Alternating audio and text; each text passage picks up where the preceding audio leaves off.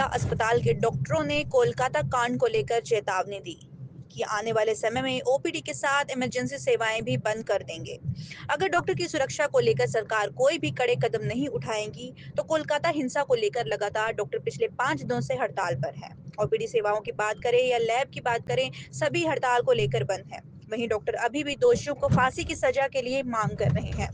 डॉक्टरों ने सीबीआई से भी जांच के कड़े कदम उठाने की मांग की है। डॉक्टरों ने कहा कि पश्चिम बंगाल सरकार की मुखिया ममता बनर्जी खुद एक महिला है, उनको महिलाओं के लिए कड़े कदम उठाने जाने चाहिए। डॉक्टरों ने कहा अगर जल्द व्यवस्था नहीं की गई तो देश के डॉक्टर हड़ताल पर जाएंगे। प्राइवेट हॉस्पिटल भी सहयोग की मांग की है। ये पश्चिम बंगाल में जो महिला डॉक्टर के साथ जो घटना हुई वो बहुत ही दुर्भाग्यपूर्ण है। उसकी जितनी भर्त्सना किया जाए वो कम है। भारत सरकार ने और सुप्रीम कोर्ट ने सीबीआई जांच के आदेश कर दिए हैं। सीबीआई जांच के कई ग्रुप बना करके और उनके लिए वो गाइडलाइंस भी तय कर दिया कि किन किन चीज़ों को कौन कौन से ग्रुप जांच करेंगे। तो जितना सरकार को करना चाहिए भारत सरकार ने उस हिसाब से कुछ कदम उठाए हुए हैं और सीबीआई उसके जो कंसर्न लोग हैं उनके यहाँ जाकर के छापे और उनके बारे में कार्रवाई शुरू कर दी। तो मैं ये मानवीय दृष्टि से यह मुद्दा ऐसा यह है कि जिसमें ये बात सामने आई है और कोई भी उस तरीके की घटना को समर्थन नहीं करता, सब हम लोग उसकी निंदा करते हैं। चिकित्सकों से मेरा अनुरोध है और विद्यार्थियों से अनुरोध है कि इस समय जो जिस तरीके का मौसम है, बीमारी काफ़ी बड़ी संख्या में बढ़ती है और उनका ये दायित्व है कि मानवता के नाते लोगों को इलाज करें। इस नाते मैं उनसे अनुरोध करना चाहूँगा कि वो उसमें सहयोग करें और हर चीज़ का हड़ताल निदान नहीं है। जो कानूनी और वैधानिक कार्रवाई होना चाहिए था वो कानूनी कार्रवाई शुरू हो गई है, किया जा काफ़ी तेज गति से बढ़ रही है। इसलिए जो अपेक्षित कार्रवाई थी वो पूरा होने की दिशा में है। शीघ्र ही सीबीआई जांच करके ऐसे सारे लोगों के खिलाफ कार्रवाई कर देगी, अपनी चार्जशीट डाल देगी। इस नाते मेरा यह फिर से अपील होगा कि ये स्ट्राइक जो है काला किया जाना चाहिए, मानवीय दृष्टिकोण से किया जाए। धन्यवाद। तभी हम वेट करेंगे, हमें सुरक्षा चाहिए। आज बताइए अगर डॉक्टर हम किसके लिए देखते हैं, उसी पेशेंट के लिए हम ना। अगर वही डॉक्टर मारा जाएगा तो डॉक्टर, हमारी ये सबसे पहली मांग है कि वो जनता भी जाने जिसके लिए हम खड़े हैं वो आज हमारा साथ देना चाहिए। हम मीडिया से यही गुजारिश कर रहे हैं कि हमारी आवाज़ बाहर तक पहुंचाए, बस हमें यही कहना है। यही क्वेश्चन है ना कि देवरिया की तरफ से आप क्या करना चाहते हैं। हमारा मीडिया का हम साथ चाहते हैं और हमें मीडिया पे पूरा भरोसा है कि आप हमारा साथ देंगे। हम आपसे ये एक क्वेश्चन समझ लीजिए, चाहे हमारी एक मांग समझ लीजिए। जो घटना भी कलकत्ता में हुई है, अगर ये घटना हमारे देवरिया में हमारे किसी जूनियर रेजिडेंट के साथ होती, किसी स्टूडेंट के साथ होती, तो फिर चीज़ें यहाँ पे कैसी होती। समझ रहे हैं, हमें वेट नहीं करना है। हम लोगों को सबको मिलके एक संदेश देना है। हमें वेट नहीं करना। कलकत्ता की तरह देवरिया मेडिकल कॉलेज में ये घटना होगी तभी हम जागेंगे। हमारी मांग यहाँ सबकी यही है, जैसे डॉक्टर साहब ने बताया है कि अगर नेक्स्ट यहाँ पे कुछ होता है तो हमारे लिए क्या है, सुविधाएं क्या है। और हम तब तक कुछ नहीं, हम ये प्रोटेस्ट अनिश्चित काल के लिए चलेगा जब तक लिखित में कोई हमें ऊपर से वो नहीं मिल जाता कि ये हमारी मांगे पूरी होंगी। हमें को फॉरवर्ड किया था, हमने उनको बताया था। क्या कार्रवाई हुई? क्या कोई कार्रवाई हुई? क्या बताया? नहीं, उनके द्वारा हमें हमारे गार्ड जो हैं हमारे आते हैं, रोज आते हैं, सुबह शाम गार्ड रहते हैं। उसके बाद से यहाँ पे हुआ है, गार्ड आते हैं, दोनों टाइम आते हैं। जब बुलाया जाता है सबका नंबर है, वो लोग देखते हैं।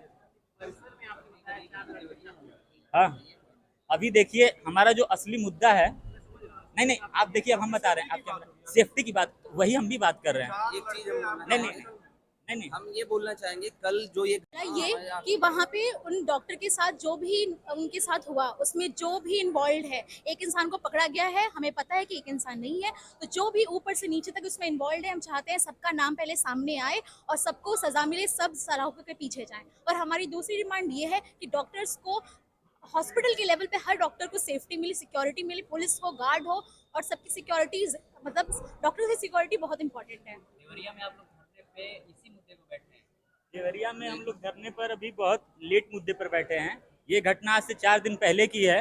वहाँ पे सारे डॉक्टर पीसफुली कैंडल मार्च कर रहे थे, वहाँ किसी को कोई दिक्कत नहीं थी, वहाँ इमरजेंसी सेवाएं भी चल रही थी। उसके बाद भी वहाँ पे 15 अगस्त की रात को 12 बजे के करीब कम से कम 1000-2000 लोगों ने आके वहाँ पे हॉस्पिटल में सारे एविडेंस, जो भी जितने कमरे हैं, जो भी लैब हैं, जो भी लड़कियों के हॉस्टल में भी घुसकर सारे तोड़-फोड़ किए गए हैं, जितने भी एविडेंस थे, जो भी थे, सबको मतलब नष्ट कर दिया गया है। उसके बाद इस धरने पर हम लोग बहुत समय बाद बैठे, हम लोग बहुत लेट बैठे, हमारी एक मजबूरी है, हम लोग भी पेशेंट्स देखते हैं। हमने बस अभी अपने लिए हमारी इमरजेंसी की सेवाएं अभी भी खुली हैं, लेकिन बहुत लेट जाने के बाद, इतना देखने के बाद हम लोग के अंदर भी इंसानियत है। और मैंने ये चीज़ देखी है, केवल यहाँ पे केवल जितने डॉक्टर लोग हैं बस उन्हीं को फर्क पड़ रहा है। पूरे भारत में जहाँ जहाँ मेडिकल कॉलेज में पढ़ने वाले बच्चे हैं, सिर्फ वही लोग इस धरने को हैं। बाकी जो आम जनता है, जो लोग मैसेज करते हैं, डॉक्टर साहब नमस्ते, हमारा ये बीमारी है, हमको बुखार है, हम लोग उनको बताते हैं, क्या उनका ये नैतिक नहीं बनता है? आज वो पढ़ने वाली लड़की है, वो एजुकेटेड है, वो वहाँ पे अपने जहाँ काम करती है वहाँ सेफ नहीं है, तो बताइए कहाँ से आम जनता कहाँ से सेफ रहेगी? ये लड़की और एक डॉक्टर की बात है, लेकिन ये उन सारी लड़कियों की बात है, ये सबकी इंसानियत की बात है। यहाँ पे सबको खड़ा होना पड़ेगा। This is only for humanity.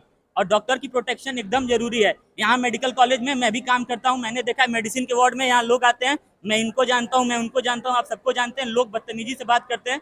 As a doctor patient के लेवल पे हम, हमारे जितने भी कर्मचारी हैं, नर्सिंग ऑफिसर से लेकर के जितने MPW हैं, जो पर्चा काटते हैं, जो लोग, सब लोग बहुत आराम से बात करते हैं, डील करते हैं, लेकिन हम इनको जानते हैं, उनको जानते हैं। हमारे कॉलेज के अंदर रात के 12:30 बजे देवरिया मेडिकल कॉलेज में 4 लड़के आए थे, वो चाकू लेके घूम रहे थे खोजने के लिए, कि हमारे एक स्टाफ ने उनको बोला था यहाँ इतनी भीड़ मत लगाइए, ये तक किया था। तो हम कहाँ से सेफ हैं? हम कहाँ से सेफ हैं बताइए? कितने दिन के लिए आप लोग ये धरना अभी शुरू हुआ है और कब तक चलेगा इसको कोई टाइम लिमिट नहीं है। ओपीडी, हाँ, निश्चित काल के लिए ओपीडी सेवाएं नहीं चलेंगी। क्या कैबिनेट मंत्री आए थे, क्या बात है? कैबिनेट मंत्री ने आश्वासन दिया है कि ऐसी कोई मतलब उन्होंने बोला था कि ओपीडी को आप बहाल कीजिए, लेकिन ओपीडी हम लोग बंद कर रखे हैं अनिश्चित काल तक। यूपी जो हमारा एसोसिएशन है आरडीए का, उनके साथ हम लोग सॉलिडरी में है। दूसरी बात है कि सरकार ने एक सेंट्रल प्रोटेक्शन हेल्थ एक्ट बनाया है, लेकिन अभी तक उसका इम्प्लीमेंटेशन नहीं हुआ है, पहली बात। दूसरी बात है कि हर मेडिकल कॉलेज में कोई ना कोई बाहर के तत्व होते हैं जो आकर यहाँ पे यहाँ के माहौल को ख़राब करते हैं। हमारे जो गर्ल्स रेजिडेंट्स है या जो भी स्टूडेंट्स है या मेल है, सब अनसेफ इन्वायरमेंट में काम करते हैं। यही इस मुद्दे को क्यों उठाया? इस मामले के बाद इस मुद्दे को ये हमेशा से ये मुद्दा उठता रहा है। हर कॉलेज में आप मीडिया से है, आपको पता होगा कि हर कॉलेज में कहीं ना कहीं मारपीट वगैरह का आपको मिलता है। देवरिया में भी इमरजेंसीज में छोटे मोटे मुठभेड़ होते रहते हैं, छोटे मोटे जो बाहर से लोग आके हमारे रेजिडेंट डॉक्टर को मारते रहते हैं। लेकिन ये है कि कॉलेज के प्रशासन इस बातों को मतलब सेटल्ड कर देते हैं, तो इससे चीज़ें बात, ये मुद्दा बड़ा हो गया है।